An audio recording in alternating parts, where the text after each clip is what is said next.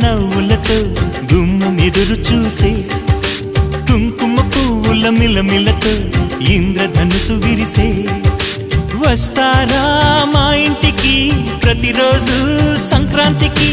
గుమ్మడి పువ్వుల నవ్వులతో గుమ్మం ఎదురు చూసే కుంకుమ పువ్వుల మిలమిలతో ఇంద్రధనుసు విరిసే